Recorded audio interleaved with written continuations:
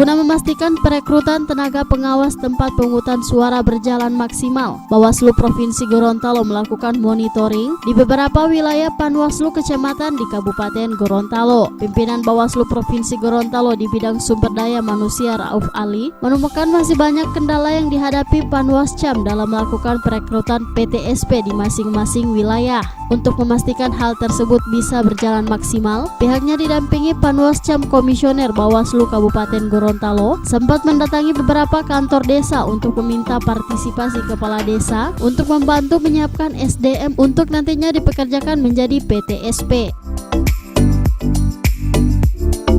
Baru 3 desa itu, setiap desa sudah ada 3 orang yang mengambil formulir untuk pengawas TPS. Jadi tadi kami minta informasi, baru 3 desa yang masuk itu informasi.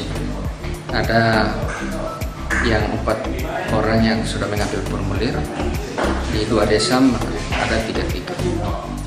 Kebutuhan untuk Kecamatan Umuemi ini 61 TPS. Jadi yang kami dapat informasi ini baru 10 orang yang sudah mengambil formulir desa.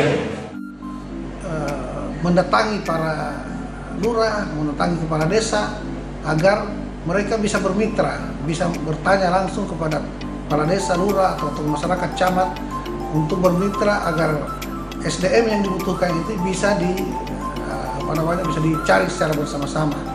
Jadi kita strategi jemput bola, karena PTPS ini atau pengawas TPS ini itu sangat vital tugasnya, yaitu bagaimana mengawal perhitungan dan pemungutan suara, juga pergerakan surat suara dari TPS sampai ke PPS.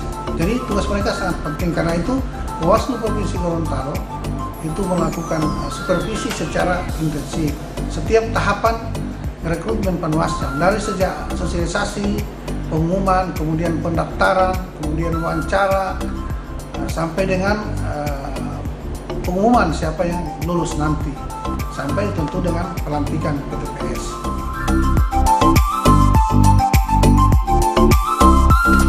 Selain meminta bantuan partisipasi aparat pemerintah desa, pihak Bawaslu Provinsi Gorontalo selalu memberikan informasi secara masif di masyarakat terkait perekrutan PTSP demi suksesnya tahapan Pemilu 2019.